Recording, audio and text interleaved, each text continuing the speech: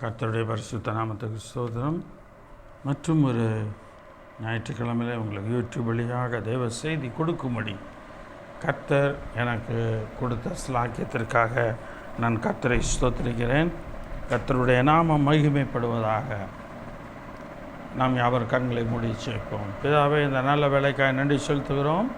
இந்த அருமையான இந்த நாளிலும் கூட கர்த்தாவே, ஆண்டவரை நாங்கள் கேட்க போகிற செய்தியானது எங்களுக்கு ஆசீர்வாதமாக இருக்கும்படியாய் கூட நாங்கள் செபிக்கிறோம். கர்த்தாவே, ஆண்டவரே, இது எங்களுக்கு சகல விதத்திலும் எங்களுக்கு ஆவிக்குரிய வாழ்க்கைக்கும் எங்கள் ஆத்மாவுக்குரிய வாழ்க்கைக்கும் ஆண்டவரே, இந்த உலக சரீர பிரகாரமான வாழ்க்கைக்கும் கர்த்தாவே, ஆண்டவரே, எங்களுக்கு ஏற்றதாக இருக்கும்படியாய் கர்த்தர் நீர் அனுக்கிரகம் பண்ணுவீராக.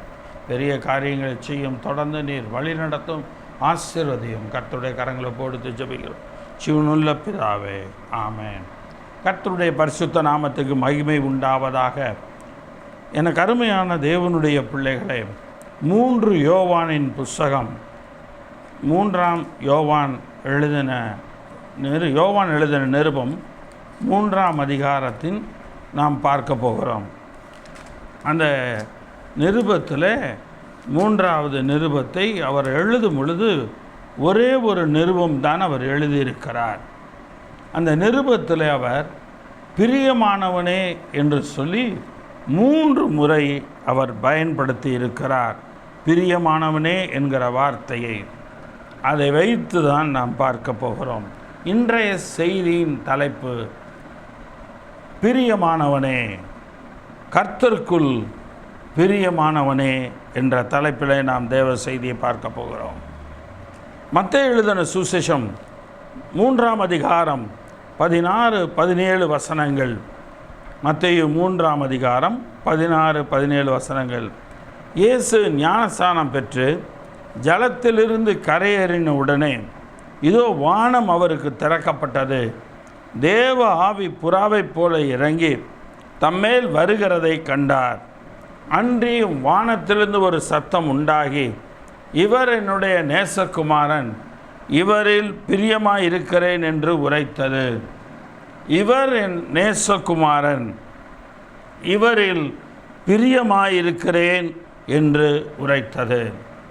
பிதாவாகிய தேவன், ஆண்டவராகிய இயேசு கிறிஸ்து ஞானஸ்நானம் பெற்று, யோவான் ஸ்நானனால் ஞானஸ்நானம் பெற்று கரை ஏறும் பொழுது, ஜலத்திலிருந்து கரை ஏறின உடனே இதோ வானம் அவருக்கு திறக்கப்பட்டது.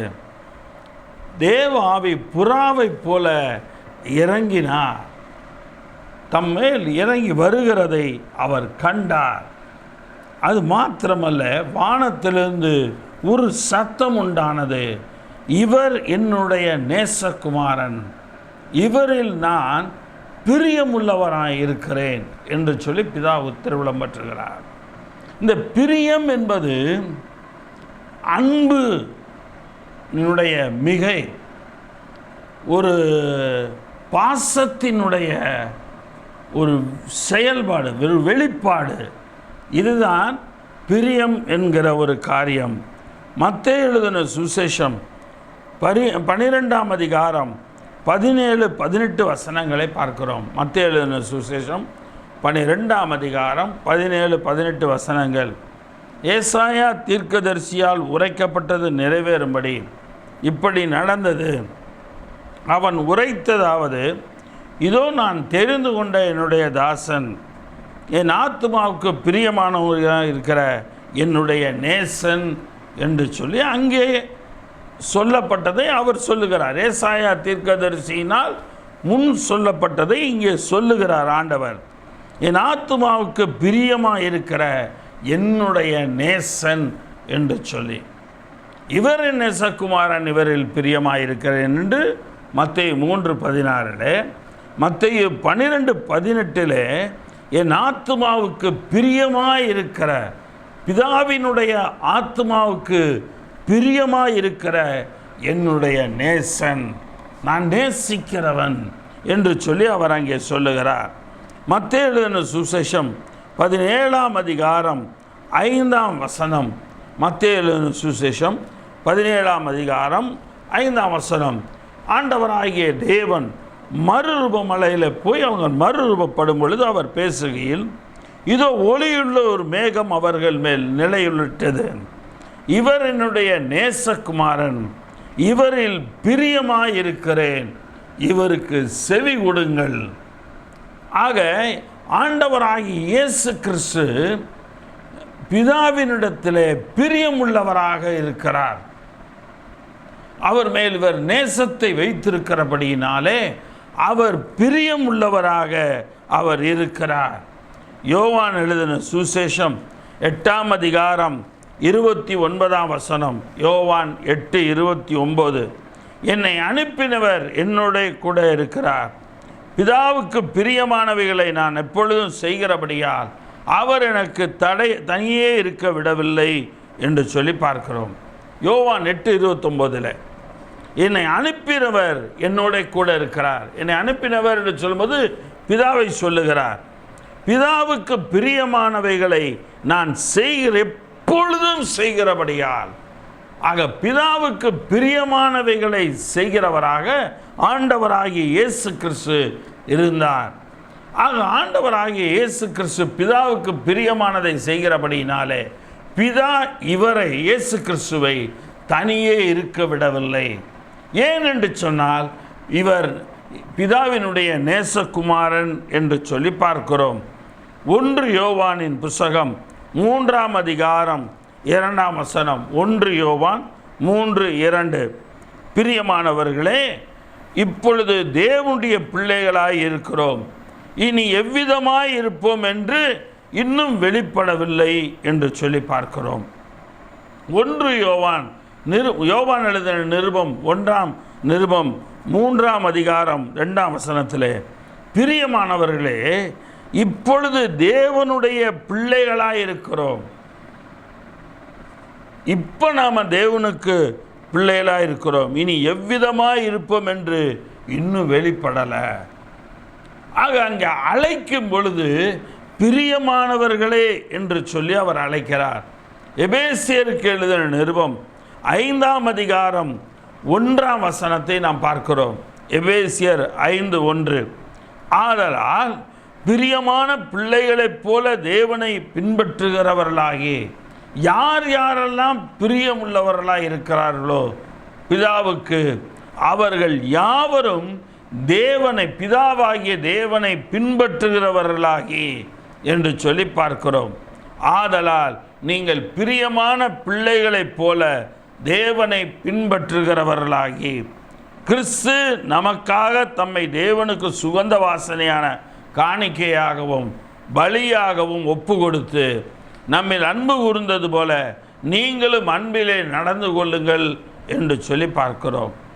ஆக நீங்கள் பிரியமான பிள்ளைகளைப் போல தேவனை பின்பற்றுகிறவர்களாகி என்று சொல்லி பார்க்கிறோம். பிதாவுக்கு பிரியமான பிள்ளைகள் பிதாவை பின்பற்றுகிறவர்களாக நாம் இருப்பார்கள் என்று சொல்லி பார்க்கிறோம். ஆண்டவராகிய இயேசு கிறிஸ்துவும் அந்த இடத்துல பார்க்கிறோம், பிதாவுக்கு பிரியமானதை செய்கிறவராயிருந்தார், பிதா அவரை தனியே விடவில்லை.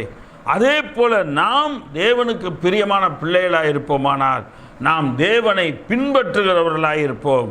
கிறிஸ்து நமக்காக தம்மை தேவனுக்கு சுகந்த வாசனையான காணிக்கையாகவும் பலியாகவும் ஒப்பு கொடுத்து நம்மில் அன்பு கூர்ந்தது போல நீங்களும் அன்பிலே நடந்து கொள்ளுங்கள் என்று சொல்லி பார்க்கிறோம்.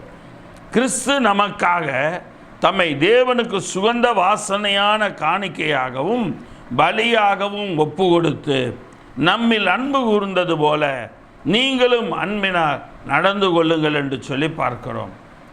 ஆக அவர் பிரியமானவராக இருந்த பொழுது அவர் அன்பு கூர்ந்தது போல, நம்மில் அன்பு கூர்ந்து சிலுவையில் தம்மை ஒப்பு கொடுத்தது போல நாமளும் அன்பிலே நடந்து கொள்ளுகிறவர்களாக இருக்க வேண்டும். ஆக பிரியமானவர்களாக இருக்கிறோம் என்று சொன்னால் அன்பிலே நடக்கிறவர்களாக இருக்க வேண்டும். ரோமருக்கு எழுதின நிருபம் 8ஆம் அதிகாரம் 8ஆம் வசனம் என்று சொல்லி பார்க்கிறோம். ரோமருக்கு எழுதின நிருபம் 8ஆம் அதிகாரம் 8ஆம் வசனம். மாம்சத்துக்குட்பட்டவர்கள் தேவனுக்கு பிரியமாய் இருக்க மாட்டார்கள் என்று சொல்லி பார்க்கிறோம். மாம்சத்துக்குட்பட்டவர்கள் தேவனுக்கு பிரியமாய் இருக்க மாட்டார்கள் என்று சொல்லி நாம் பார்க்கிறோம். ஆக யார் யாரெல்லாம் உலக பிரகாரமாக வாழ்கிறவர்களாக மாம்சத்துக்கு உட்பட்டவர்களாக இருக்கிறார்களோ அவர்கள் தேவனுக்கு பிரியமுள்ளவர்களாய் வாழ முடியாது. அவர்கள் ஆவிக்குரிய வாழ்க்கையில் வாழ்வார்களானால் அவர்கள் தேவனுக்கு பிரியமுள்ளவர்களாக இருப்பார்கள். இதை தான் நாம் ஆண்டவராகிய இயேசு கிறிஸ்துவினுடைய வாழ்க்கையில் பார்க்கிறோம். அவர் ஞானஸ்நானம் பெற்று கரையேறின பிற்பாடு வானம் திறக்கப்பட்டது, ஆவியானவர் புறாவை போல இறங்கினார் என்று சொல்லி நாம் அங்கே பார்க்கிறோம். எனக்கு அருமையான தேவனுடைய பிள்ளைகளே, இந்த ரோமர் 8:9 பார்க்கிறோம், தேவனுடைய ஆவி உங்களில் வாசமாயிருந்தார் நீங்கள் மாம்சத்துக்குட்பட்டவர்களாய் இராமல் ஆவிக்குட்பட்டவர்களாய் இருப்பீர்கள். கிறிஸ்துவின் அன்பில் ஆவி இல்லாதவன் அவருடையவன் அல்ல. கிறிஸ்துவின் ஆவி இல்லாதவன் அவருடையவன் அல்ல என்று சொல்லி பார்க்கிறோம்.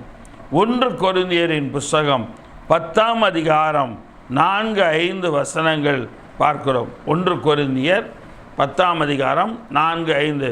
எல்லாரும் ஒரே ஞானபானத்தை குடித்தார்கள், எப்படி எனில் அவர்களோட கூட சென்ற ஞான கண்மலையின் தண்ணீரை குடித்தார்கள், அந்த கண்மலை கிறிஸ்துவே.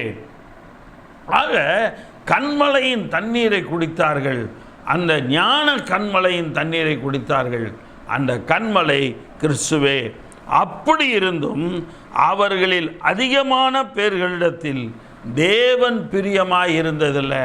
கிறிஸ்துவாகிய கண்மலையின் இடத்துல தண்ணீர் குடித்தவர்கள் அநேகர். ஆனால் அப்படி இருந்தும் பிதாவாகிய தேவன் அநேகரிடத்தில் பிரியமாய் இருந்ததில்லை. ஆதலால் வனாந்தரத்திலே அவர்கள் அழிக்கப்பட்டார்கள். ஆக எல்லாரும் ஆண்டவராகிய இயேசு கிறிஸ்துவினுடைய கண்மலையாகிய இயேசு கிறிஸ்துவினுடைய தண்ணீரை பானம் பண்ணினார்கள். ஆனாலும் அத்தனை பேர் மேலேயும் ஆண்டவர் பிரியமாய் இருந்ததில்லை. பிரியமில்லாதவர்களை தேவன் அழித்தார் என்று சொல்லி பார்க்கிறோம். 32ஆம் வசனத்தை நாம் பார்க்கிறோம். 32ஆம் வசனம், நான் என் சுய பிரயோஜனத்தை தேடாமல் அநேகருடைய பிரயோஜனத்தை தேடி அவர்கள் ரட்சிக்கப்படும்படிக்கு எவ்விதத்திலும் எல்லாருக்கும் பிரியமாய் நடக்கிறது போல நான் என் சுய பிரயோஜனத்தை தேடாமல் அநேகருடைய பிரயோஜனத்தை தேடி அவர்கள் ரட்சிக்கப்படும்படிக்கு எவ்விதத்திலும் எல்லாருக்கும் பிரியமாய் நடக்கிறது போல என்று சொல்லி பார்க்கிறோம். அவர்கள் ரட்சிக்கப்படும்படிக்கு எவ்விதத்திலும் எல்லாருக்கும் பிரியமாய் நடக்கிறது போல. அப்போ எல்லாருக்கும் பிரியமாக நடக்கிறவன் சுய பிரயோஜனத்தை தேட மாட்டான். எல்லாருக்கும் தேவையான அந்த பிரயோஜனமானவற்றை தேடுகிறவனாய் இருப்பான், சுய பிரயோஜனத்தை தேடுகிறவனாய் அல்ல. எனக்கு அருமையான தேவனுடைய பிள்ளைகளே, நாம் கர்த்தருக்கு பிரியமுள்ளவர்களாய் இருப்போமானால் நாம் சுய பிரயோஜனத்தை தேடுகிறவர்களாய் நாம் இருக்க மாட்டோம். அடுத்து 2 கொரிந்தியரின் புஸ்தகம் 5ஆம் அதிகாரம் 8-9 வசனங்களை நாம் பார்க்கிறோம். 2 கொரிந்தியர் 5:8-9. நாம் தைரியமாகவே இருந்து இந்த தேகத்தை விட்டு குடிபோகவும் கர்த்தரிடத்தில் குடியிருக்கவும் அதிகமாய் விரும்புகிறோம். அது நிமித்தமே நாம் சரீரத்தில் குடியிருந்தாலும் குடியிராமற் போனாலும் அவருக்கு பிரியமானவர்களாய் இருக்க நாடுகிறோம் என்று சொல்லி பார்க்கிறோம். அது நிமித்தமே நாம் சரீரத்தில் குடியிருந்தாலும் குடியிராமற் போனாலும் அவருக்கு பிரியமானவர்களாய் இருக்க நாடுகிறோம். தேவனுக்கு பிரியமானவர்களாய் இருக்க நாம் நாட வேண்டும். இந்த சரீரத்தில் நாம் இருந்தாலும் இல்லாமல் மரித்து போகிறவர்களாய் இருந்தாலும் அவருக்கு பிதாவாகிய தேவனுக்கு பிரியமானவர்களாய் இருக்க நாம் இருக்க வேண்டும். ஆக இந்த பிரியமானவனே என்று அழைக்கப்படுவது இயேசுவிடத்திலிருந்து தொடங்குகிறது. அது ஏசாயா தீர்க்கதரிசியின் புஸ்தகத்திலே அது தீர்க்க தரிசனமாக உரைக்கப்பட்டது. அது முதலாவது இயேசு கிறிஸ்துவை பிதாவாகிய தேவன் அழைத்த வார்த்தை, இவர் என் நேசகுமாரன், இவரில் பிரியமாயிருக்கிறேன். அடுத்து எனக்கு பிரியமாயிருக்கிற என்னுடைய நேசன் என்று சொல்லி சொன்னார். எனக்கு அருமையான தேவனுடைய பிள்ளைகளே, இவர் நேசகுமாரன், இவரில் பிரியமாயிருக்கிறேன். இவருக்கு செவி கொடுங்கள் என்று சொல்லி அங்கே அதையும் அதை பார்க்கிறோம். ஆக இயேசு அந்த இடத்துல சொல்லுகிறார், பிதாவானவர் என்னோட கூட இருக்கிறார், பிதாவுக்கு பிரியமான வருகையில் நாங்கள் எப்பொழுதும் செய்கிறபடியால் அவர் என்னை தனியே இருக்க விடவில்லை என்று சொல்லி பார்க்கிறோம். ஆக தேவனுக்கு பிரியமானவைகளை செய்யும் பொழுது, தேவனுக்கு பிரியமானவர்களாக நாம் இருந்தோமானால் நாம் தனியே இருக்க மாட்டோம். எப்பொழுதும் கர்த்தருடைய ஆவியானவர் நம்மோடு கூட இருக்கிறவராய் இருப்பார். நாம் மாம்சத்துக்கு உட்பட்டவர்களாய் இராமல் தேவனுக்கு பிரியர்களாக நாம் இருக்கிறவர்களாய் நாம் இருப்போம். எனக்கு அருமையான தேவனுடைய பிள்ளைகளே, கர்த்தர் பெரிய காரியங்களை செய்கிறவராய் இருக்கிறார். ஆக 3 யோவானின் புஸ்தகம் 1ஆம் அதிகாரம் 2ஆம் வசனத்தை பார்க்கிறோம். 3 யோவான் 1ஆம் அதிகாரம் 2ஆம் வசனம். 1ஆம் வசனத்திலிருந்து பார்க்கலாம். மூப்பனாகிய நான் சத்தியத்தின்படி நேசிக்கிற பிரியமான காயுவுக்கு எழுதுகிறதாவது, பிரியமானவனே, உன் ஆத்துமா வாழ்கிறது போல நீ எல்லாவற்றிலும் வாழ்ந்து சுகமாய் இருக்கும்படி விரும்புகிறேன். பிரியமானவனே, உன் ஆத்துமா வாழ்கிறது போல நீ எல்லாவற்றிலும் வாழ்ந்து சுகமாய் இருக்கும்படி விரும்புகிறேன். ஆக நீ ஆத்துமா முதலாவது வாழ வேண்டும். பிரியமானவனே என்று சொல்லிவிட்டு உன் ஆத்துமா வாழ்கிறது போல நீ எல்லாவற்றிலும் வாழ்ந்து சுகமாய் இருக்கும்படி நான் வேண்டுகிறேன். எனக்கு அருமையான தேவனுடைய பிள்ளைகளே, நீதிமொழிகளின் புஸ்தகம் 11ஆம் அதிகாரம் 25ஆம் வசனம். முதலாவது காரியம், பிரியமானவனே உன் ஆத்துமா வாழ்கிறது போல. ஆக முதலாவது குறிப்பு, பிரியமானவனே உன் ஆத்துமா வாழ்கிறது போல நீ எல்லாவற்றிலும் வாழ்ந்திருக்க வேண்டும்.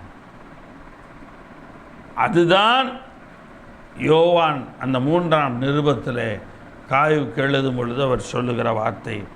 இதை வைத்து தான் பார்க்கிறோம். நீதிமொழிகள் 21ஆம் அதிகாரம் 23ஆம் வசனம். நீதிமொழிகள் 21:23. தன் வாயையும் தன் நாவையும் காக்கிறவன் தன் ஆத்துமாவை இடுக்கண்களுக்கு விலக்கி காக்கிறான் என்று சொல்லி பார்க்கிறோம். தன் வாயையும் தன் நாவையும் காக்கிறவன் தன் ஆத்துமாவை இடுக்கண்களுக்கு விலக்கி காக்கிறவன். வாயை காக்க வேண்டும், நாவை காக்க வேண்டும். இவன் தன் ஆத்துமாவை எல்லா இடுக்கண்களுக்கும் விலக்கி காக்கிறவனாயிருக்கிறான். ஒருவனுடைய ஆத்மா எல்லாவற்றிலும் காக்கப்படுமானால் அவன் எல்லாவற்றிலும் வாழ்ந்து சுகித்திருக்க முடியும். ஆக அதற்கு தேவை முதலாவது அவனுடைய வாயையும் அவனுடைய நாவையும் காக்கிறவர்களாக இருக்க வேண்டும். நீதிமொழிகளின் புஸ்தகம் 24ஆம் அதிகாரம் 13-14 வசனங்கள். நீதிமொழிகள் 24:13-14. என் மகனே, தேனை சாப்பிடு, அது நல்லது, கூட்டிலிருந்து ஒழுகும் தேன் உன் வாய்க்கு இன்பமாயிருக்கும் என்று சொல்லி சொல்லுகிறது. என் மகனே, தேனை சாப்பிடு, அது நல்லது, கூட்டிலிருந்து ஒழுகும் தேன் உன் வாய்க்கு இன்பமாயிருக்கும். அப்படியே ஞானத்தை அறிந்து கொள்வது உன் ஆத்துமாவுக்கு இன்பமாயிருக்கும். எது இன்பம் ஆத்துமாவுக்கு? ஞானத்தை அறிந்து கொள்வது ஆத்துமாவுக்கு இன்பம். ஒருவனுடைய ஆத்துமா ஞானத்தை காத்து கொள்ளுமானால் அவனுடைய வாழ்க்கை எல்லாவற்றிலும் வாழ்ந்து அவன் சுகித்திருப்பான். அதை பெற்றுக்கொண்டால் அது முடிவில் உனக்கு உதவும். உன் நம்பிக்கை வீண் போகாது, அது முடிவில் விளங்கும். ஆத்மாவுக்குரிய காரியத்தில் அது முடிவில் விளங்கும். நம்பிக்கை வீண் போகாது என்று சொல்லி பார்க்கிறோம். உன்னுடைய நம்பிக்கை வீண் போகாது. எந்த விதமான நம்பிக்கையாக இருந்தாலும் சரி, உன் நம்பிக்கை வீண் போகாது. ஏசாயா 55ஆம் அதிகாரம் 2-3 வசனங்களை பார்க்கிறோம். ஏசாயா 55:2-3. நீங்கள் அப்பமல்லாததற்காக பணத்தையும் திருப்தி செய்யாத பொருளுக்காக உங்கள் பிரயாசத்தையும் செலவழிப்பானேன். நீங்கள் எனக்கு கவனமாய் செவி கொடுத்து நலமானதை சாப்பிடுங்கள், அப்பொழுது உங்கள் ஆத்துமா கொழுப்பான பதார்த்தத்தினால் மகிழ்ச்சியாகும். ஆக இங்கே பார்க்கிறோம், நீங்கள் அப்பமல்லாததற்காக ஏன்பா பணத்தையும் திருப்தி செய்யாத பொருளுக்காக ஏன் பிரயாசத்தை நீங்கள் செலவழிக்கிறீங்க? நீங்கள் கவனமாக எனக்கு செவி கொடுத்து நலமானதை சாப்பிடுங்க. எது உங்களுக்கு நலமானதோ அதை நீங்கள் சாப்பிடுங்க. அப்பொழுது உங்கள் ஆத்துமா கொழுமையான பதார்த்தங்களினால் மகிழ்ச்சியாகும். உங்கள் செவியை சாய்த்து என்னிடத்தில் வாருங்கள், கேளுங்கள், அப்பொழுது உங்கள் ஆத்துமா பிழைக்கும். உன் செவியை சாய்த்து என்னிடத்தில் வா. கர்த்தர் சொல்லுகிறார், உன் செவியை சாய்த்து என்னிடத்தில் வா, ஏன்ட்ட வந்து கேளு, அப்பொழுது உன் ஆத்மா பிழைக்கும். தாவீது அருளின நிச்சயமான கிருபைகளை உங்களுக்கு நித்திய உடன்படிக்கையாக ஏற்படுத்துவேன் என்று சொல்லி பார்க்கிறோம். உங்களுக்கு செவியை சாய்த்து என்னிடத்தில் வாருங்கள், கேளுங்கள், அப்பொழுது உங்கள் ஆத்மா பிழைக்கும். அப்போ தேவனிடத்தில் வந்து தேவனுக்கு செவி கொடுக்கும் பொழுது, அவரிடத்தில் நெருங்கி வரும் பொழுது நம்முடைய ஆத்மா பிழைக்கிறது. தாவீது அருளின நிச்சயமான கிருபைகளை உங்களுக்கு நித்திய உடன்படிக்கையாக ஏற்படுத்துவேன் என்று சொல்லுகிறார். தாவீது குறித்ததான அந்த கிருபைகளை நமக்கு நித்திய உடன்படிக்கையாக தேவன் தருகிறவராயிருக்கிறார். ஆக நம் செவிகளை சாய்த்து பிதாவினிடத்தில் வருகிறவர்களாக, பிதாவிடத்தில் கேட்கிறவர்களாக நாம் இருப்போம். நம்முடைய ஆத்மா பிழைத்திருக்கும். நம்முடைய ஆத்மா மரித்து போவது நல்லதல்ல, நம்முடைய ஆத்மா பிழைத்திருக்க வேண்டும். தாவீது அருளின நிச்சயமான கிருபைகளை உங்களுக்கு நித்திய உடன்படிக்கையாக ஏற்படுத்துவேன். உபாகமத்தின் புஸ்தகம் 30ஆம் அதிகாரம் 2ஆம் வசனம் முதல் பார்க்கலாம்.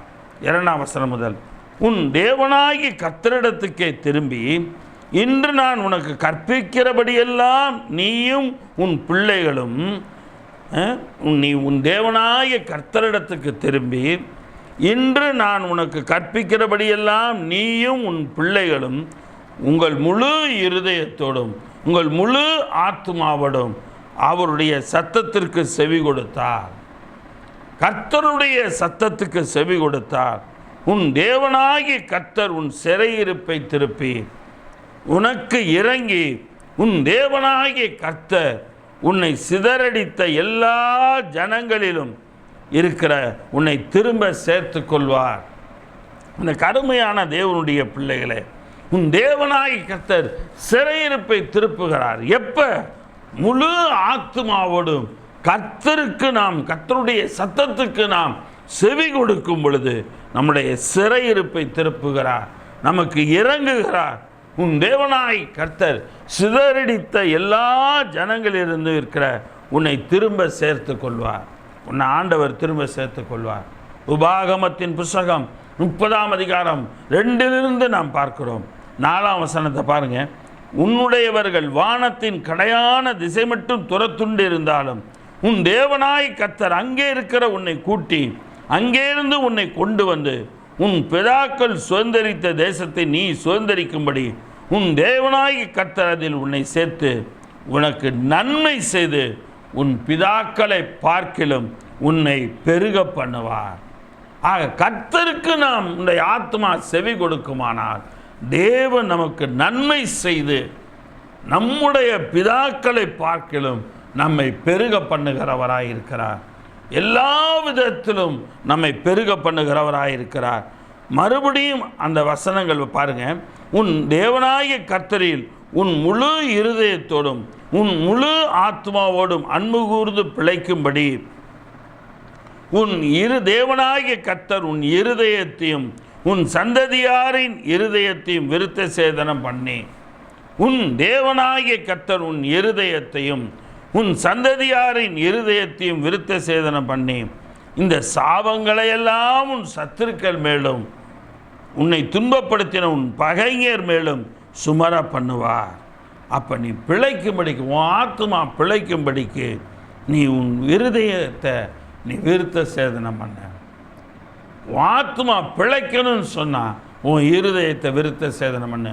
அப்படி உன் இருதயத்தை நீ விருத்த சேதனம் பண்ணும்போது உனக்கு வருகிற சாபம் எல்லாம் உன் சத்துருக்கள் மேலும், உன்னை துன்பப்படுத்தின உன் பகைஞர் மேலும் சுமர பண்ணுவார் என்று சொல்லி பார்க்கிறோம். உன் பகைஞர் எல்லார் மேலும் சுமர பண்ணுவார்.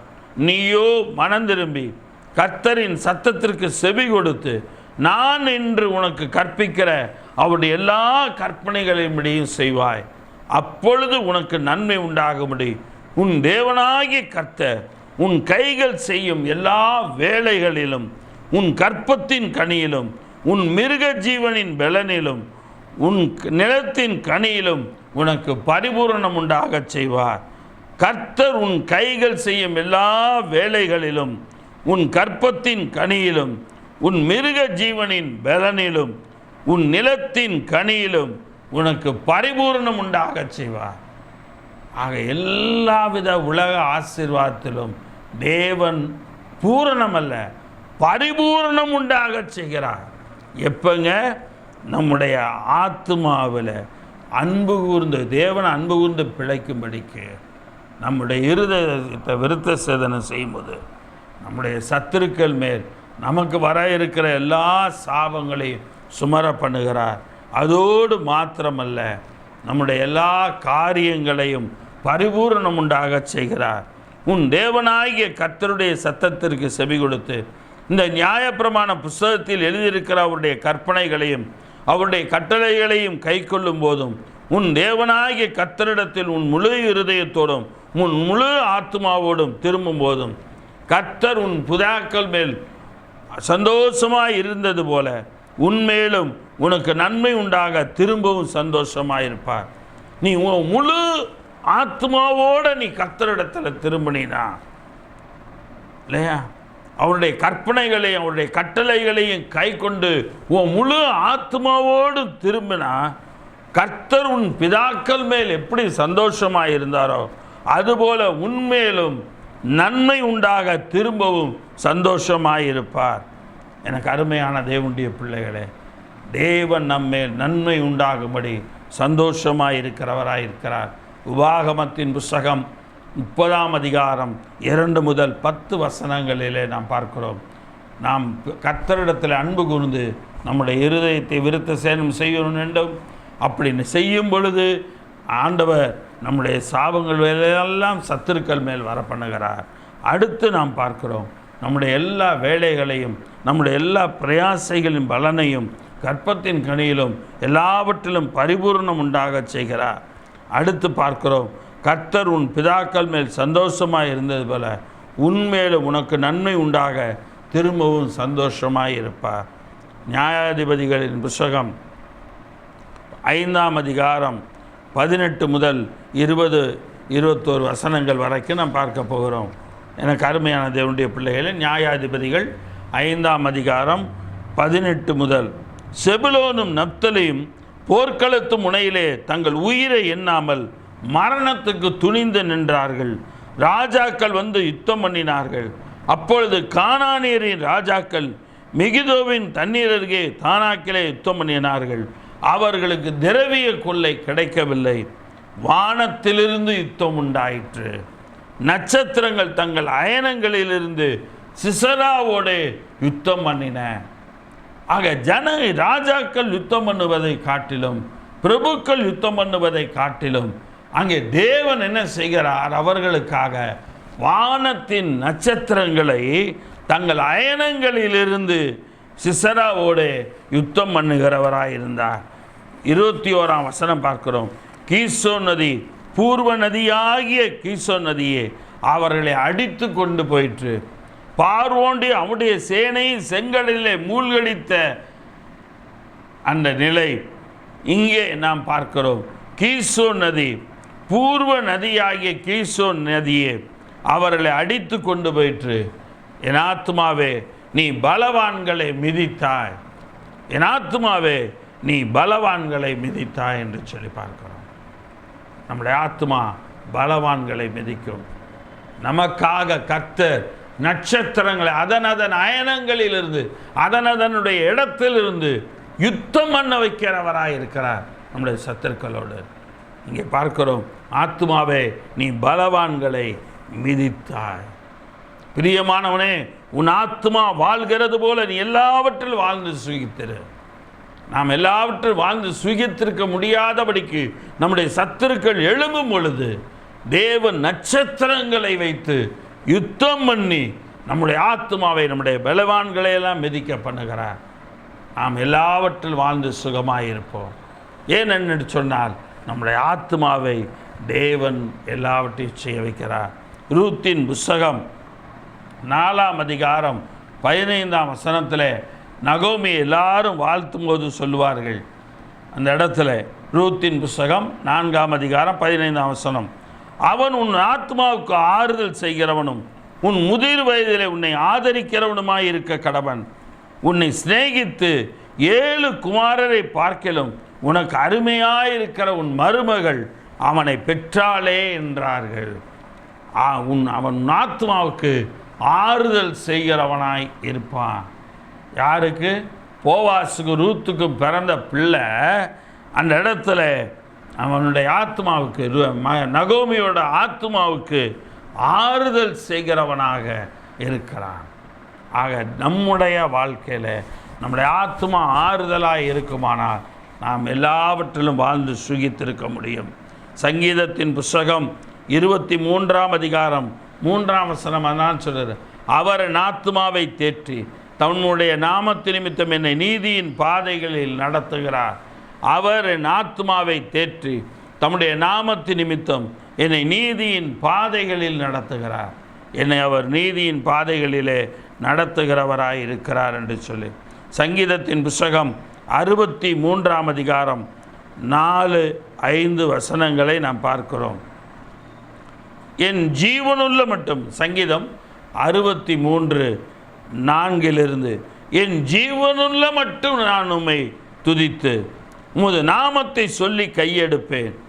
நிலத்தையும் கொழுப்பையும் உண்டது போல என் ஆத்துமா திருப்தியாகும். நிலத்தையும் கொழுப்பையும் உண்டது போல என் ஆத்துமா திருப்தியாகும். என் வாய் ஆனந்த களிப்புள்ள உதடுகளால் உம்மை போற்றும். உன் ஆத்துமா வாழும் பொழுது உன் வாய் என்ன செய்யும்? கர்த்தரை போற்றும். என் படுக்கையின் மேல் நான் உம்மை தியானிக்கும் போது ராஜாக்களில் உம்மை தியானிக்கிறேன். நீர் எனக்கு துணையாய் இருந்ததினால் உமது செட்டைகளின் நிழலிலே களி கூறுகிறேன் என்று சொல்லி பார்க்கிறோம். என் ஆத்துமா உம்மை தொடர்ந்து பற்றி கொண்டிருக்கிறது, உமது வலது கரம் என்னை தாங்குகிறது என்று சொல்லி பார்க்கிறோம். என் ஆத்மா உம்மை தொடர்ந்து பற்றி கொண்டிருக்கிறது என்று சொல்லி பார்க்கிறோம். என் ஆத்மா உம்மை தொடர்ந்து பற்றி கொண்டிருக்கிறது, உமது வலது கரம் என்னை தாங்குகிறது. நம்ம ஆத்மா கர்த்தரை பற்றி கொண்டு இருக்கும் பொழுது நாம் எல்லாவற்றில் வாழ்ந்து சுகித்திருக்கும்படி கர்த்தருடைய வலது கரம் நம்மை தாங்குகிறதாய் இருக்கிறது. எனக்கு அருமையான தேவனுடைய பிள்ளைகளே, 107ஆம் சங்கீதம் 4, 5, 6 வசனங்களை போய் வாசிங்க. 107ஆம் சங்கீதம் 4 அவர்கள் தாபரிக்கும் ஊரை காணாமல் வனாந்தரத்திலே அவாந்தர வழியாய் பசியாகவும் தாகமாகவும் ஆத்மா தொய்ந்ததாகவும் அலைந்து தெரிந்தார்கள். அவங்க வாழ்க்கையில் கர்த்தரை விட்டு விலகின அப்படின்னால அவங்க ஆத்மா அவங்க எல்லாவற்றிலும் தொய்ந்து போனாங்க. கடைசியாக ஆத்மாவிலையும் தொய்ந்து போயிட்டாங்க. தங்கள் ஆபத்தில் கர்த்தரை நோக்கி கூப்பிட்டாங்க. அவங்களுக்கு ஆபத்துன்னு வந்தோடனே அவங்க ஆத்மா கர்த்தரை நோக்கி கூப்பிட்டுச்சு. அவர்கள் இக்கட்டுகளிலிருந்து அவர்களை விடுவித்தார். அவங்க ஆத்மா கர்த்தரை நோக்கி கூப்பிடும்போது அவங்க இக்கட்டிலிருந்து தேவன் அவர்களை விடுவிக்கிறார். அதனால தான் யோவான் 3:27 சொல்லுகிறார், உன் ஆத்மா வாழ்கிறது போல நீ எல்லாவற்றிலும் வாழ்ந்து நீ சுகித்திருப்பாய். தாபரிக்கும் ஊருக்கு போய் சேர அவர்களை செவ்வையான வழியிலே நடத்தினார்.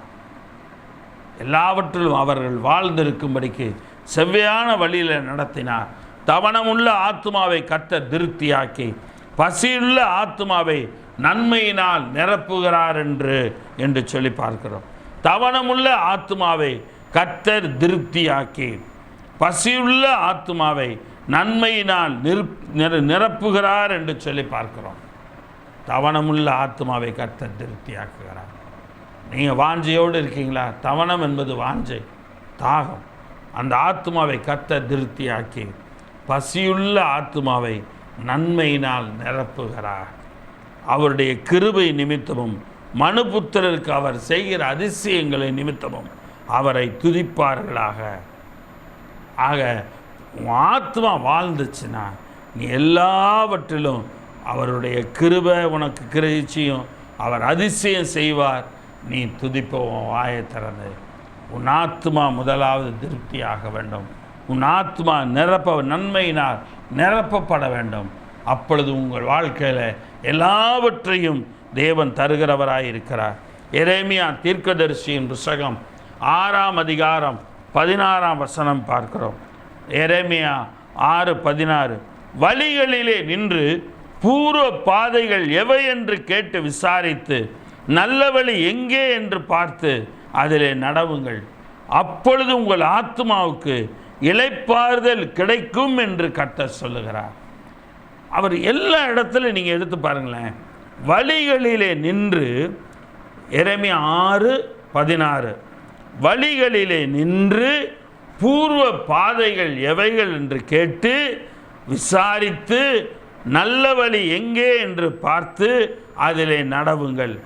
அப்பொழுது கர்த்தர் உங்கள் ஆத்மாவுக்கு இளைப்பாறுதல் கிடைக்கும் என்று சொல்லுகிறார். ஆக அந்த நம்ம போகிற வாழ்க்கை பாதையில் கர்த்தரை சார்ந்து போகிறோமா அல்லது உலகத்தை சார்ந்து போகிறோமா? நம்முடைய ஆத்மா கர்த்தரை சார்ந்து கர்த்தருடைய பாதையில் போகுமானால் தேவன் எல்லாவற்றிலும் நம்மை ஆசீர்வதிக்கிறவராயிருக்கிறார். எரேமியா 31ஆம் அதிகாரம் 25ஆம் வசனம். எரேமியா 31:25 நான் விடாய்த்த ஆத்மாவை சம்பூர்ணமடைய பண்ணி தொய்ந்த எல்லா ஆத்மாவையும் நிரப்புவேன் என்று சொல்லுகிறார். அதனால தானோ என்னமோ தான் யோவான் 3வது நிருபத்தில் காயுவுக்கு எழுதும் பொழுது, பிரியமானவனே உன் ஆத்மா வாழ்வது போல தேவனுடைய வசனங்கள் எல்லாம் இப்படி சொல்லப்பட்டிருக்கு. உன் ஆத்மா முதல்ல சம்பூர்ணம் அடையணும், அதுக்கப்புறம் தான் எல்லாவற்றிலும் நீ வாழ்ந்திருக்க முடியணும். உன் ஆத்மா தொய்ந்து போயிருந்துச்சுன்னு சொன்னால் எதுவுமே கிடைக்காது. உன் ஆத்மா எல்லாவற்றிலும் நிரப்பப்படணும், தொய்ந்ததாக இருக்கக்கூடாது. ஆண்டவர் நிரப்புகிறவராக இருக்கிறார். எனக்கு அருமையான தேவனுடைய பிள்ளைகளே, நாம் விடாய்த்து போகிறவர்களாக இருக்கக்கூடாது. பிரியமானவனே, உன் ஆத்மா வாழ்கிறது போல நீ எல்லாவற்றிலும் வாழ்ந்து சுகித்திருக்கும்படி விரும்புகிறேன். 2வது பிரியமானவனே என்று அவர் சொல்லுகிறார். 3 யோவான் 1ஆம் அதிகாரம் 5ஆம் வசனம்.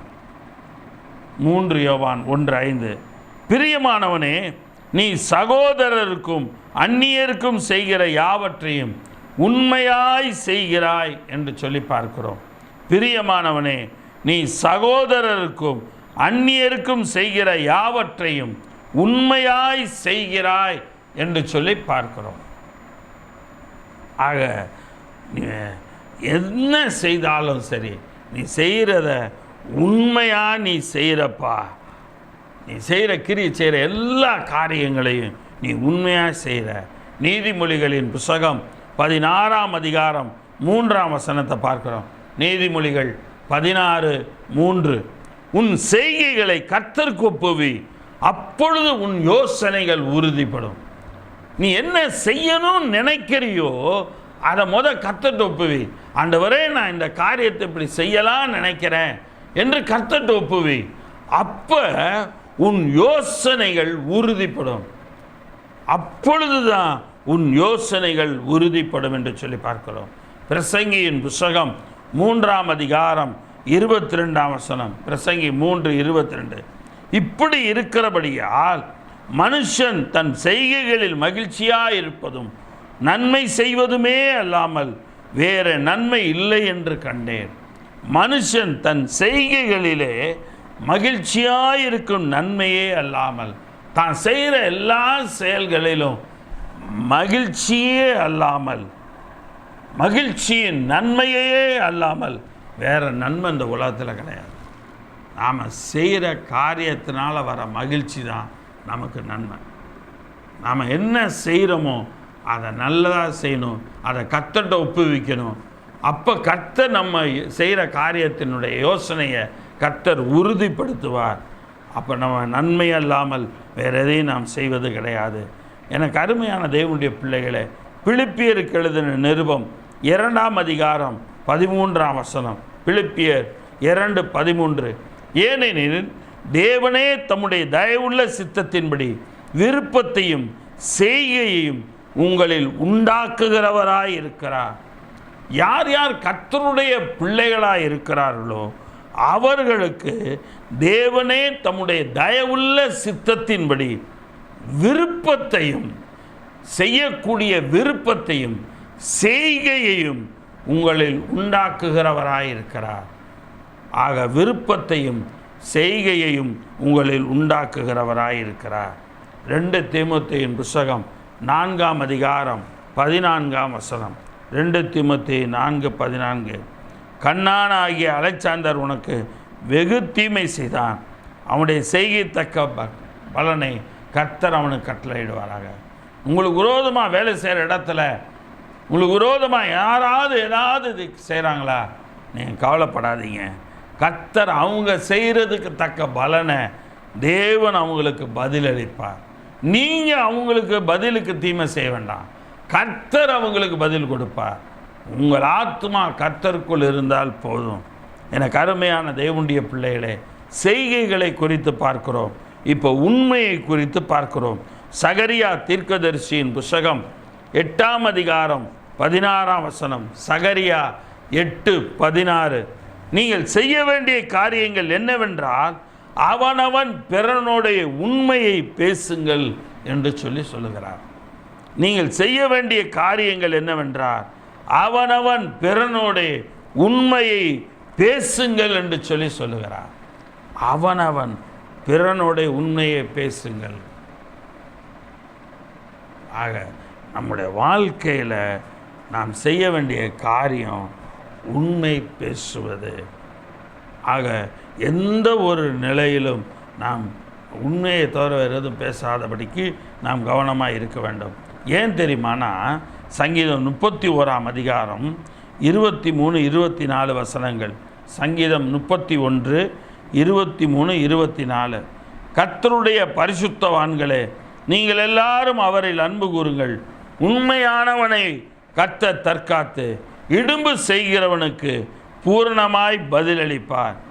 கர்த்தருடைய பரிசுத்தவான்களே, நீங்கள் எல்லாரும் அவரில் அன்பு கூறுங்கள்.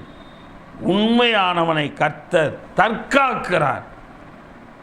அவனை தற்காத்து அவனுக்கு இடும்பு செய்கிறவனுக்கு பூரணமாய் பதிலளிப்பார். எந்தெந்த வகையில் அவன் இடும்பு பிரச்சனை பண்ணுறானோ அதுக்கு ஏற்ற பலனை தேவன் அவனுக்கு கொடுத்துட்டு போவார். ஸோ உண்மை இருக்கிறவனை கர்த்தர் தற்காக்கிறவராக இருக்கிறார். ஆக உண்மை என்பது அவனுடைய ஆத்மாவை தற்காக்குகிறது. அதுதான் இங்கே பார்க்கிறோம். நீ செய்கிறத, அந்நியருக்கு செய்கிறத நீ உண்மையாய் செய்கிறாய். ஏன்னா அந்த உண்மை நீ செய்யும்போது அந்த உண்மை உன்னையவே தற்காக்கும். உனக்கு இடும்பு செய்கிறவனுக்கும் பூர்ணமாக பதிலளிக்கிறதா இருக்கும். நீதிமொழிகளின் புத்தகம் 28ஆம் அதிகாரம் 20ஆம் வசனம். நீதிமொழிகள் 28:20. உண்மையுள்ள மனுஷன் பரிபூர்ண ஆசீர்வாதங்களை பெறுவான். உண்மையுள்ள மனுஷன்தான் கர்த்தரிடத்திலிருந்து பரிபூர்ணமான ஆசீர்வாதங்களை பெறுகிறவனாக இருக்கிறான். ஆக நாம் உண்மை உள்ளவர்களாக இருப்போமானால் பரிபூர்ண ஆசீர்வாதங்களை நாம் பெறுகிறவர்களாக இருப்போம். லூக்கா எழுதின சுவிசேஷம் 16ஆம் அதிகாரம் 10-12 வசனங்களை பார்க்கிறோம். லூக்கா 16:10-12. கொஞ்சத்தில் உண்மையுள்ளவன் அநேகத்திலும் உண்மையுள்ளவனாக இருக்கிறான். கொஞ்சத்தில் உண்மையுள்ளவன் அநேகத்திலும் உண்மையுள்ளவனாக இருக்கிறான். கொஞ்சத்திலே அநீதி உள்ளவன் அநேகத்திலும் அநீதி உள்ளவனாக இருக்கிறான்.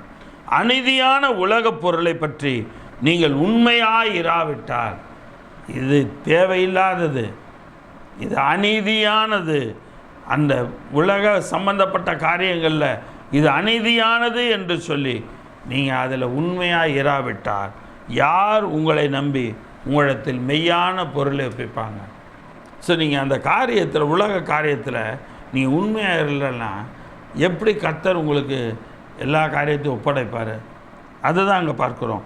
வேறொருவனுடைய காரியத்தில் நீங்கள் உண்மையுள்ளவர்களாக இராவிட்டால், இன்னொருத்தனுடைய காரியத்தில் நீங்கள் உண்மை உள்ளவர்களாக இராவிட்டால் உங்களுக்கு யாதொன்றை சொந்தமாக கொடுப்பவன் யார்? வேறொருவனுடைய காரியத்தில் நீங்கள் உண்மையுள்ளவர்களாக இராவிட்டால் உங்களுக்கு யாதொன்றை சொந்தமாக கொடுப்பவர் யார் என்று சொல்லி பார்க்கிறோம். எனக்கு அருமையான தேவனுடைய பிள்ளைகளே, வேறொருவனுடைய காரியத்தில் நீங்கள் உண்மையுள்ளவர்களாக இல்லாவிட்டால், எல்லாருடைய காரியத்திலும், உலக பிரகாரமான எல்லா காரியத்திலும் உண்மை உள்ளவர்களாய் இருக்க வேண்டும். கொஞ்சத்தில் உண்மை உள்ளவர்களாக இருந்தால் அநேகத்தில் உண்மையுள்ளவர்களாய் நாம் இருப்போம். யோவான் எழுதின சுவிசேஷம் 7ஆம் அதிகாரம் 18ஆம் வசனம். யோவான் 7:18. சுயமாய் பேசுகிறவன் சுய மகிமையை தேடுகிறான். சுயமாய் பேசுகிறவன் சுய மகிமையை தேடுகிறான். தன்னை அனுப்பினவரின் மகிமையை தேடுகிறவனோ உண்மையுள்ளவனாய் இருக்கிறான். இந்த உலகத்தில் என் தாயின் கருவில் உருவாகி இன்றைக்கி நான் இந்த மட்டும் நான் இருக்கிறேன்னு சொன்னான் என் தேவன் தான்.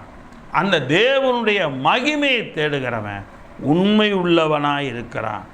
அவங்கிட்ட அநீதி இருக்காது. ஸோ நான் என்னை ஆண்டவர் படைத்ததே ஆண்டவர் தான். அப்போ கர்த்தருடைய காரியத்தில் உண்மையாக நான் இருப்பேன்னு சொல்லி எவன் இருக்கிறானோ அவனிடத்தில் அநீதி இருக்காது. எனக்கு அருமையான தேவனுடைய பிள்ளைகளே, மிகப்பெரிய சத்தியங்களை லூக்கா யோவானிலே பார்க்கிறோம். கொஞ்சம் எபேசியருக்கு எழுதின நிருபம் 6ஆம் அதிகாரம் 21ஆம் வசனம். எபேசியர் 6:21. அன்றியும் எனக்கு அடுத்த காரியங்களும் என் சுக செய்திகளும் உங்களுக்கு தெரிய வரும்படிக்கு அவைகளையெல்லாம் நமக்கு பிரியமான சகோதரனும் கர்த்தருக்குள் உண்மையுள்ள ஊழியக்காரனுமாயிருக்கிற தீகிக்கு உங்களுக்கு அறிவிப்பார்.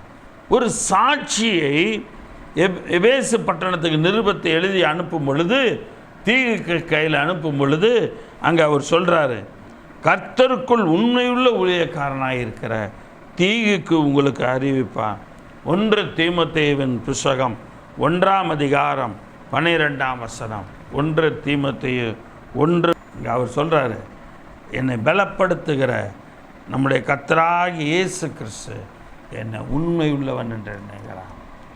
ஸோ நாம் உண்மை உள்ளவர்களாக இருப்போமானால் கர்த்தர் நம்மை பலப்படுத்துகிறார். அதுதான் இங்கே முக்கியம். நம் உண்மை உள்ளவர்களாக இருந்தால் கர்த்தர் நம்மை பலப்படுத்துகிறார். பாவிகளை ரட்சிக்க இயேசு உலகத்தில் வந்தார் என்கிற வார்த்தை உண்மையும் எல்லா அங்கீகரிப்புக்கும் பாத்திரமானது. பாவிகளில் பிரதான பாவி நான் என்று சொல்லி அங்கே அவர் சொல்லுகிறார். பாவிகளை ரட்சிக்க கிறிஸ்து இயேசு உலகத்தில் வந்தார் என்கிற வார்த்தை உண்மையும் எல்லா அங்கீகரிப்புக்கும் பாத்திரமும் ஆனது. பாவிகளை ரட்சிக்க வந்தார்ன்ற வார்த்தை உண்மையுள்ள வார்த்தை. அதை நம்பணும். அதை நம்பினாதான் அதில் ஆசீர்வாதம். 1 சாமுவேலின் புஸ்தகம் 2ஆம் அதிகாரம் 35ஆம் வசனம். 1 சாமுவேல் 2:35.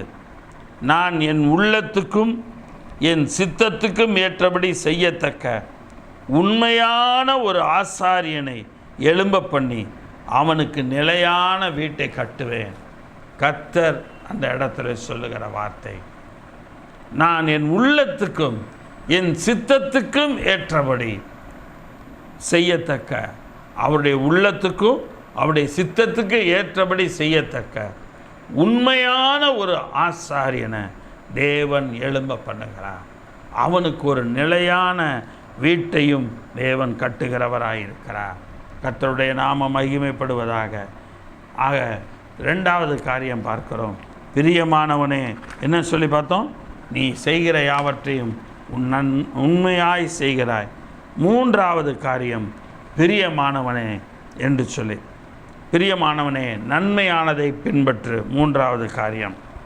3 யோவான் 1ஆம் அதிகாரம் 11ஆம் வசனம். 3 யோவான் 1:11. பிரியமானவனே, நீ தீமையானதை பின்பற்றாமல் நன்மையானதை பின்பற்று. இங்கே அடுத்து யோவான் எழுதும்போது சொல்கிறாரு, நீ தீமையானதை பின்பற்றாமல் நன்மையானதை பின்பற்று. நன்மை செய்கிறவன் தேவனால் உண்டாயிருக்கிறான், தீமை செய்கிறவன் தேவனை காணவில்லை. நன்மை செய்கிறவன் தேவனால் உண்டாயிருக்கிறான், தீமை செய்கிறவன் தேவனை காணவில்லை.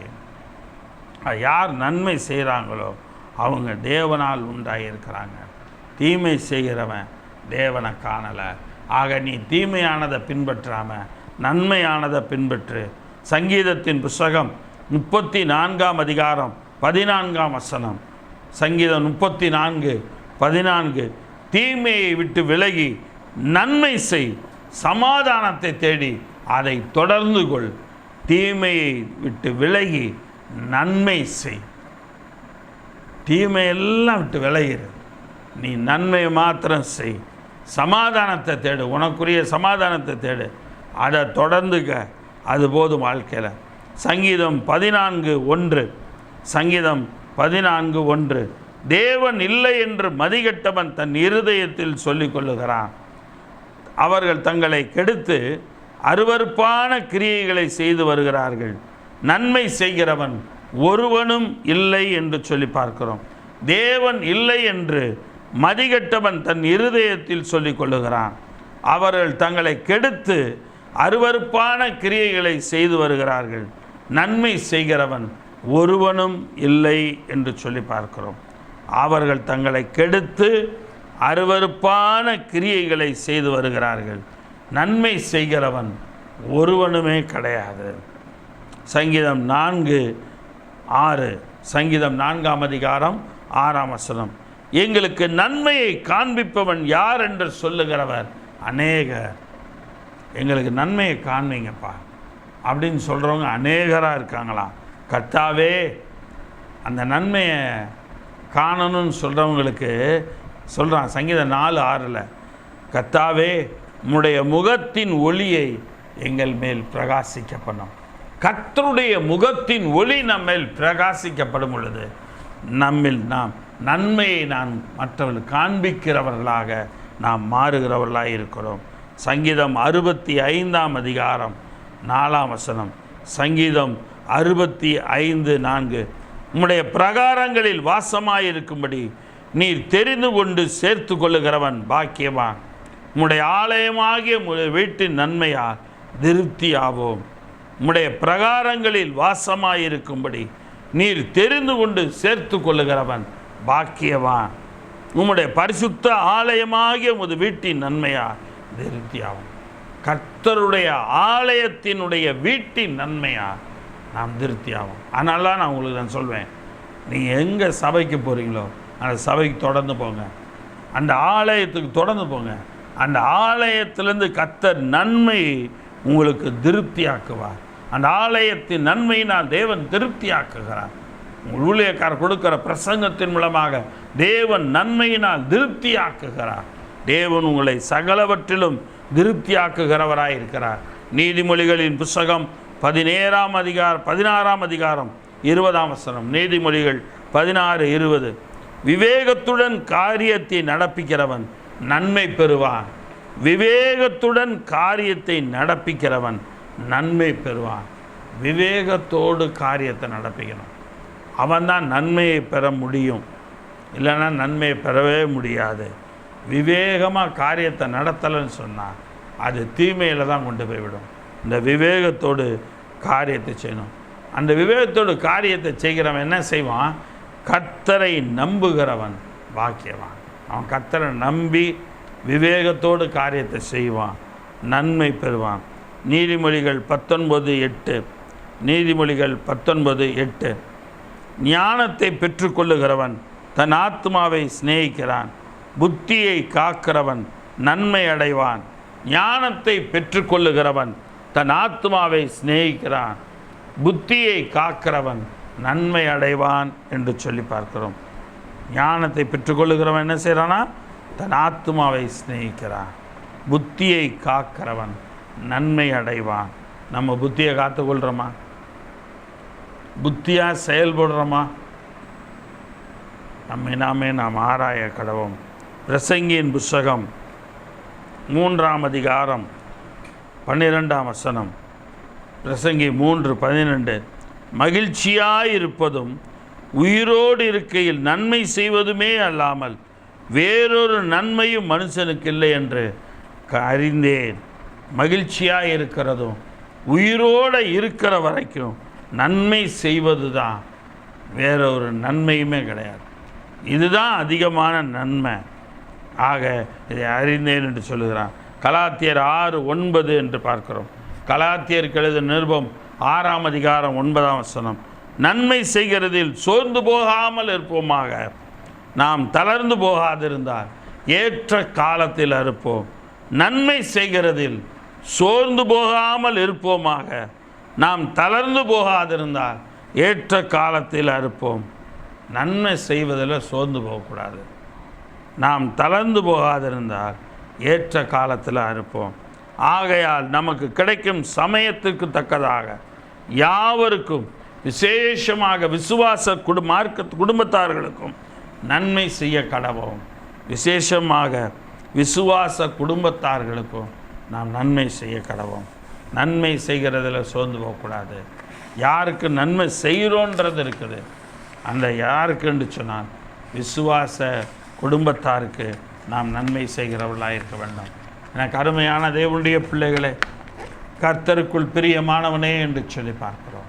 பிரியமானவனே, உன் ஆத்துமா வாழ்கிறது போல முதலாவது காரியம் எல்லாவற்றிலும் வாழ்ந்து சுகித்திருப்பாயாக.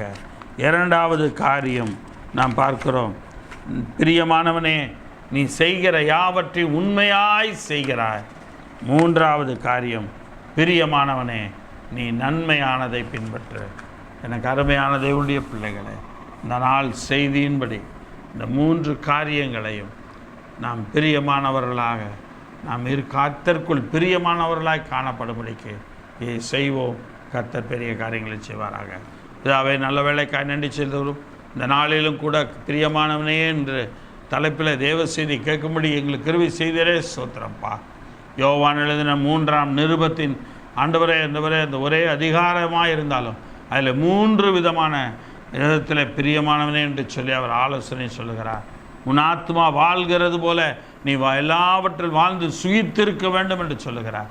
ஆண்டவரே செய்தி கேட்கிற நம்முடைய பிள்ளைகளுடைய ஆத்மா வாழ்கிறது போல எல்லாவற்றிலும் அவர்கள் வாழ்ந்து சுகித்திருப்பார்களாக. ஆண்டவரே உம்முடைய சமூகத்தில் ஆண்டவரே உமக்கு பிரியமானவர்களாக இருக்கிறவர்கள் கர்த்தாவே செய்கிற யாவற்றையும் உண்மையாய் அவர்கள் செய்கிறவர்களாக இருக்க கர்த்தர் கிருபை செய்யும்பா. அதே போல கர்த்தருக்குள் பிரியமானவர்கள் தீமையானதை பின்பற்றாமல் நன்மையானதை பின்பற்றுகிறவர்களாக இருக்க கர்த்தர் கிருபை செய்யும். கர்த்தர் பெரிய காரியங்களை செய்வீராக.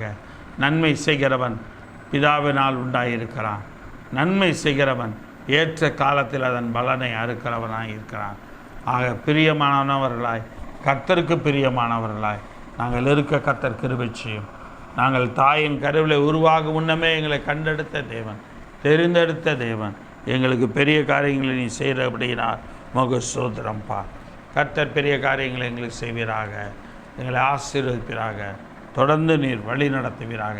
இந்த செய்தி கேட்டமுடைய பிள்ளைகளையும் அவர்களுடைய காரியங்களை கர்த்தர் நீர் ஆசீர்வதிக்கும்படியாய் கூட நாங்கள் செய்வோம். தொடர்ந்து காத்துக்கொள்ளும், வழி நடத்தும், ஆசீர்வதியும் பொறுப்படுத்திக் கொள்ளும். துதிக நமக்கு மேலாமல் எடுக்கிறோம். கர்த்தரும் இரட்சகரும் பெருமான இயேசுவின் மூலம் ஜெபிக்கிறோம் ஜீவனுள்ள பிதாவே, ஆமென். என் ஆத்மாவே கர்த்தரை ஸ்தோத்திரி, என் முழுவதுமே அவருடைய பரிசுத்த நாமத்தை ஸ்தோத்திரி. என் ஆத்மாவே கர்த்தரை ஸ்தோத்திரி, கர்த்தர் செய்த சகல உபகாரங்களையும் மறவாதே, ஆமென். உடைய கர்த்தராகிய இயேசு கிறிஸ்துவினுடைய கிருபை, பிதாவாகிய தேவனுடைய அன்பும் பரிசுத்தனுடைய வழிநடத்தலும் பக்கபலமும் பாதுகாப்பும் இன்றும் என்றும் சதா காலங்களிலும் நம் அனைவரோடும் என்றும் இருப்பதாக, ஆமென், ஆமென், ஆமென். கர்த்தருக்கு பிரியமானவர்களாக இருப்போம். நாம் நம்முடைய ஆத்மா எல்லாவற்றிலும் வாழ்ந்து சுகித்திருக்கும்படி தேவன் கிருபை செய்வாராக. தேவன் நமக்கு நன்மையை கொடுப்பாராக. நன்மையை பின்பற்றுவர்களாக இருப்போம். கர்த்தர் பெரிய காரியங்களை செய்வார். ஆமென், ஆமென், ஆமென்.